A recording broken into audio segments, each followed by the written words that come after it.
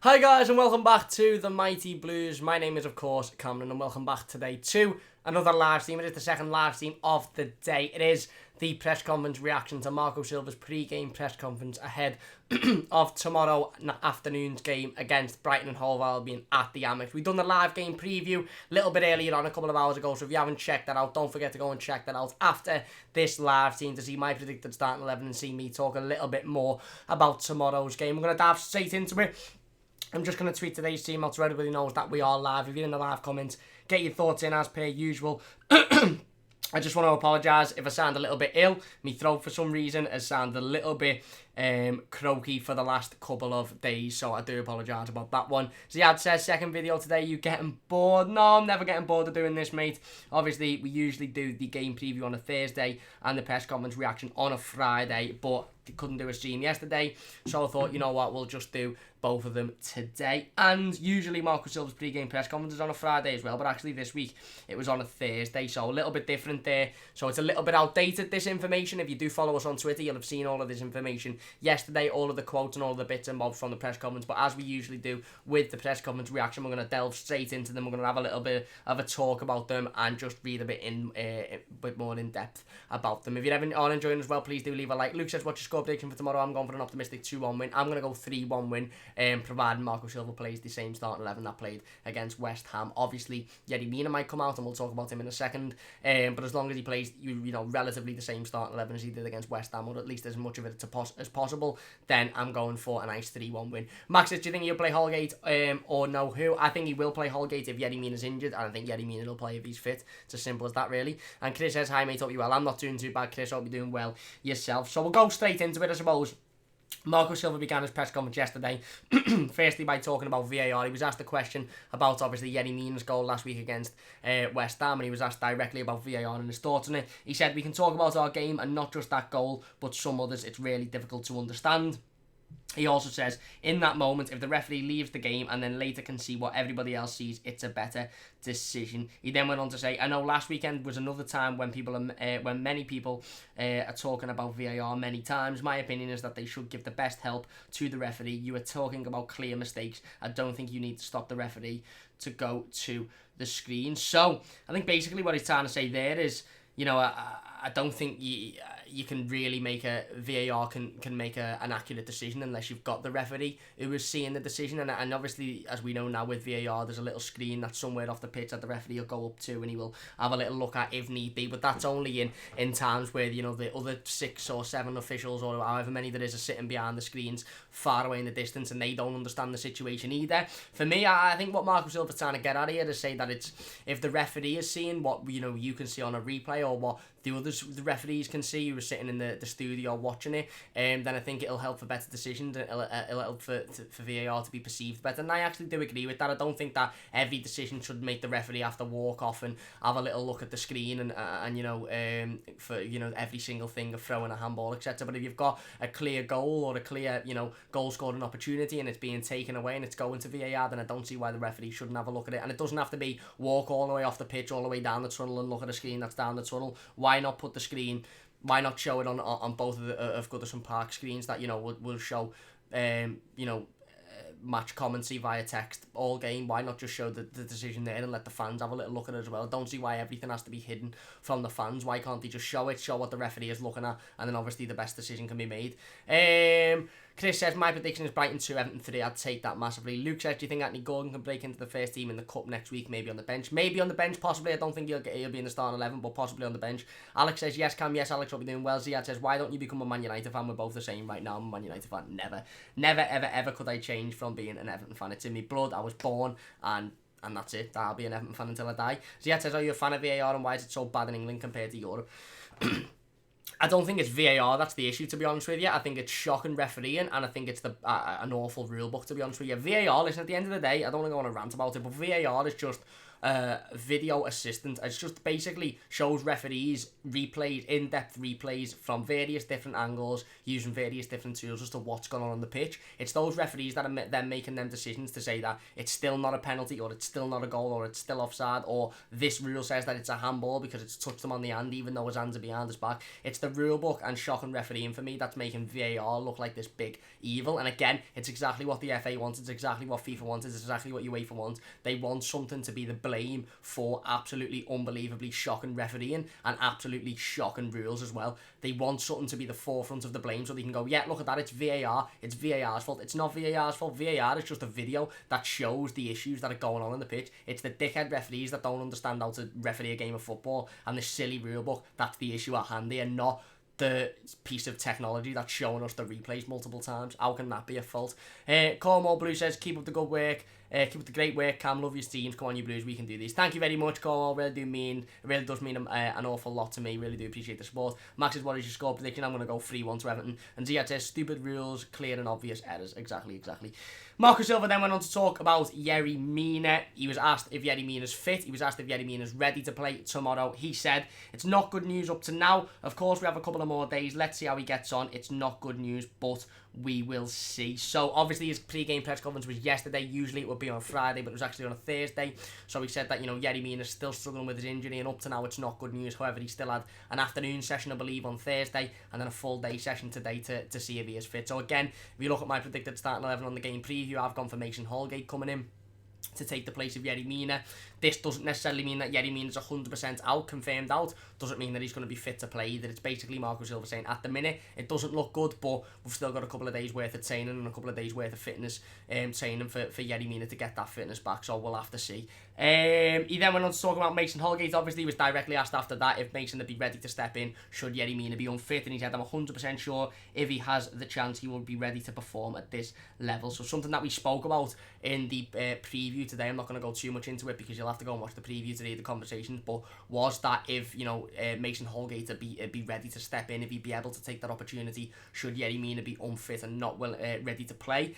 We spoke about how it may be a blessing for Mason Holgate to have to step in such circumstances, and he might, he's got no choice now but to snap this opportunity up. If he was playing in a cup competition, then he might think, well, it doesn't really matter what I do because I'm only going to come out next week anyway, when the next Premier League game is for the usual centre-backs. But if he's put in a situation where he has to perform because he's the only other option, then maybe he'll take that pressure well.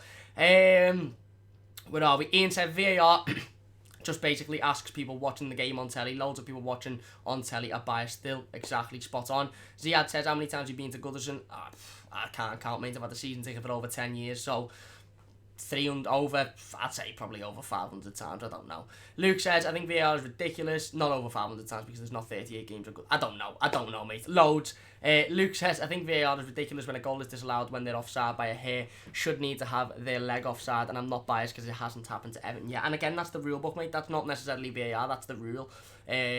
That's a very split one. I think a lot of people are, if you're offside by any amount, you're offside. But a lot of other people like yourself are a bit more. It needs to be a bit more clear, and it needs to be like, I don't know, something that you can justify really rather than a hair. But again, that's the rule book. That's not necessarily VAR. And Ziad says, how long do you think Silva will last? I don't know.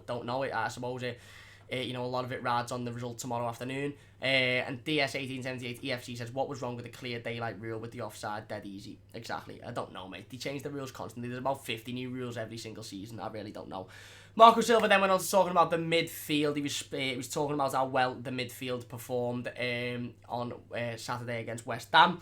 He's spoken about, obviously, Morgan Schneiderlin and Fabian Delph regaining fitness as well this week. He said, a good headache is what I want. That's what happens when we achieve a good result. This is the headache I like to have. It's up to them to keep working. And then, of course, he confirmed that Fabian Delph and Morgan Schneiderlin were both fit. So again, he's coming out and he's saying he wants these types of situations. He wants the headache. He wants to be able to have a lot of options to pick and have players that he can trust. For me, there's absolutely no excuse for Marco Silva to not pick Alex Iwobi, Tom Davies and Andre Gomez in that midfield three tomorrow. There's no excuse whatsoever. I don't care how fit Morgan Schneiderlin is. I don't care how fit Fabian Delph is. I don't care how boss Gylfi Sigurdsson's hair looks. I don't even really care that he scored a fantastic goal on the weekend. That midfield three of Andre Gomez, Tom Davies and Alex Iwobi worked so well last weekend. The movement, the pace, the agency, the intensity just absolutely pulled the game together for Everton, and that is the key part of any footballing team, is that midfield. If you've got a weak midfield, you'll perform poorly. Doesn't matter how good your attack is, your defence is. If your midfield is weak,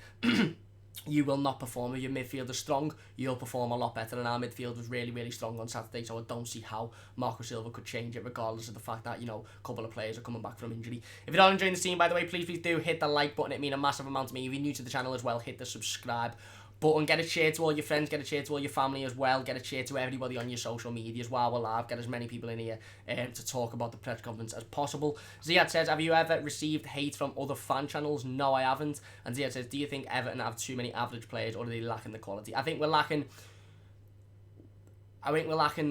It's a tough one. I think we've got average players, don't get me wrong. I think we've got some really good, really talented players, but I do think we're lacking that cut-edge quality in a couple of key positions on the pitch, if I'm being honest with you.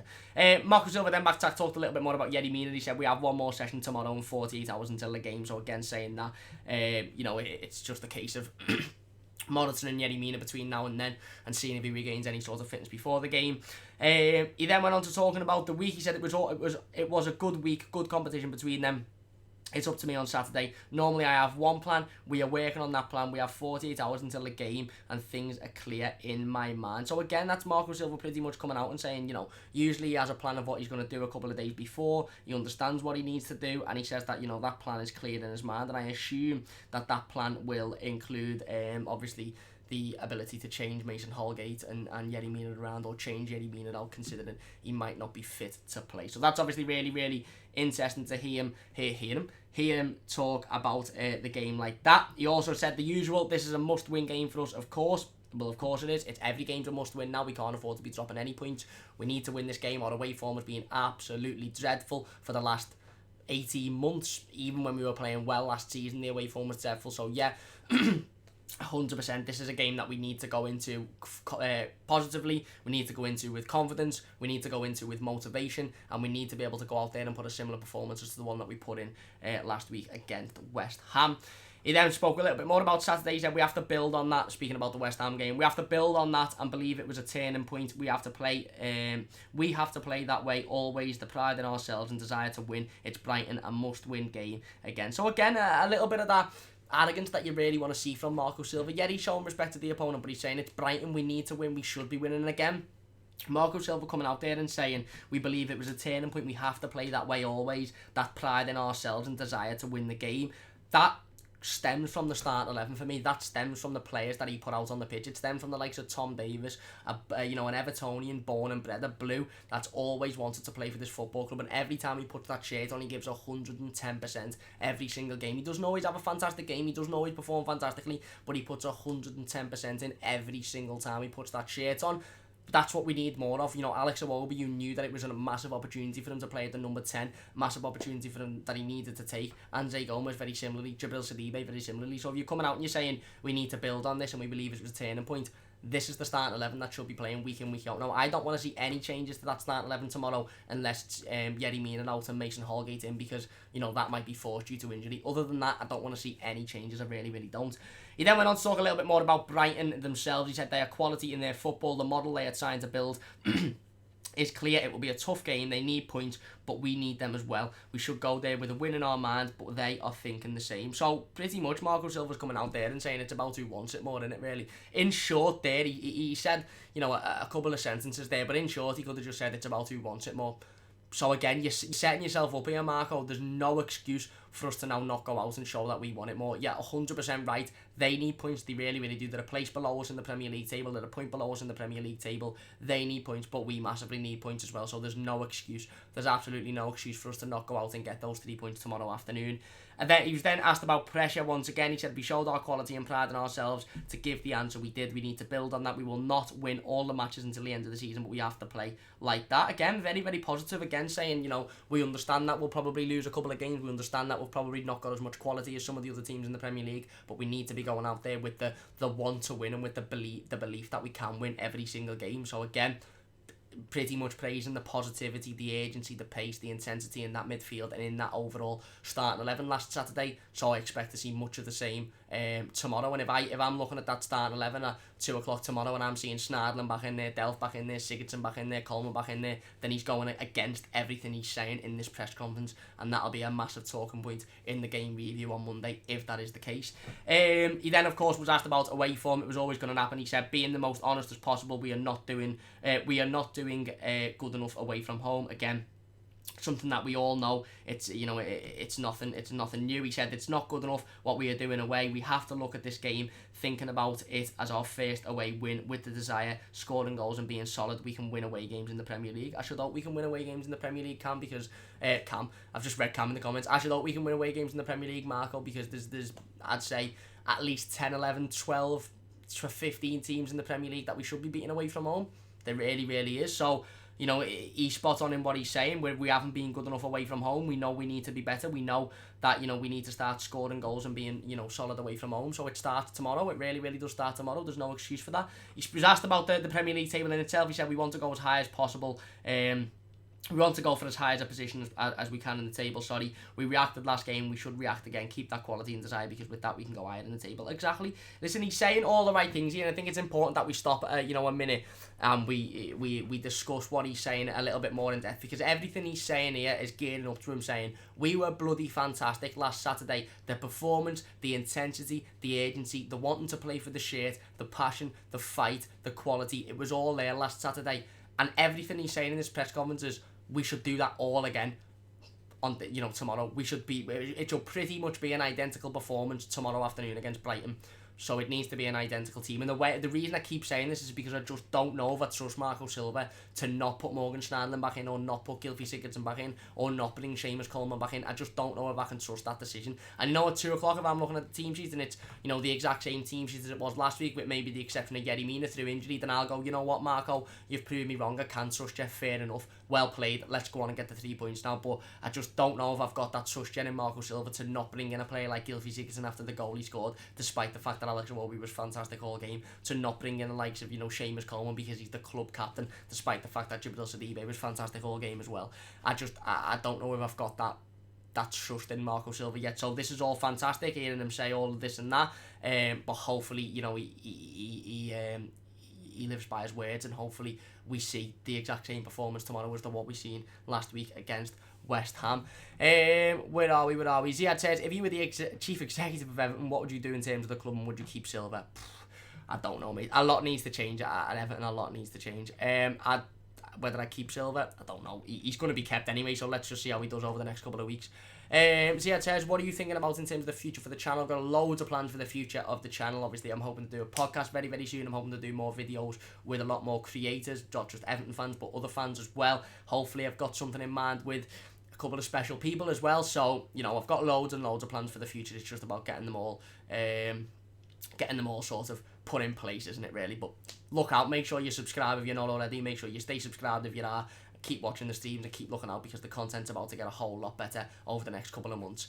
Ian says, I'm worried if Mina doesn't make it, Silva might revert to the defensive tactics and bring 2 or 3 back in. Also, it could be that Mina will be injury prone all the time. Hopefully not. Hopefully if Mina doesn't make it, and if Mina's not fit, it's just a straight swap for Mason Holgate. And it's not really a case of, well, we need to put 2 defensive midfielders in now because Mason's not really got a lot of experience, or we need to play 3 at the back to help give Mason that experience. Hopefully it's not that. Hopefully it's just a straight swap and the rest of the team stays the same. If you're enjoying, by the way, please do hit the like button. It means a massive amount to me. To the office says 3-11. I hope so, mate. I hope so. Shabba says, hi Cam, what a great start of the weekend. 2 videos in one day. Superb. Thank you very much, Shabba. Really, really do appreciate that. Glad you're enjoying and glad you have managed to catch both streams. So yeah, it says, are you going to the game? I'm not going to the game tomorrow. Toothy says, are we wearing salmon tomorrow?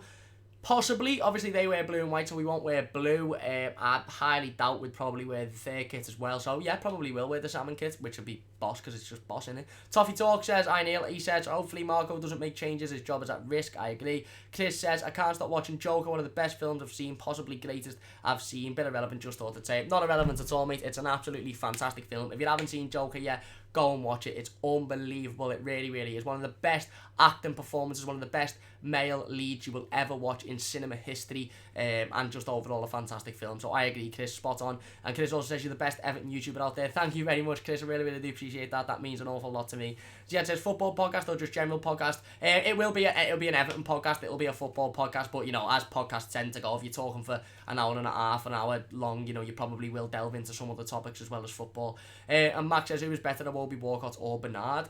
I think they're all playing well at the minute, to be honest. Walcott was fantastic last weekend. Bernard was fantastic last weekend. And I think Iwobi's been brilliant every time he's come in. I'd probably have to say Iwobi because he's played more and he's been better consistently. But Bernard hasn't put a foot wrong this season, in my opinion. And, obviously Walcott hasn't had a lot of games. But what we've seen on Saturday, he played really, really well. So yeah, it says, what made you choose Everton over Liverpool? Born an Evertonian, mate. Like every single Evertonian in the world, we are born, mate. I was born a blue. My dad's a blue. Raised me a blue. It's tattooed on my chest. It's not a choice. It's born.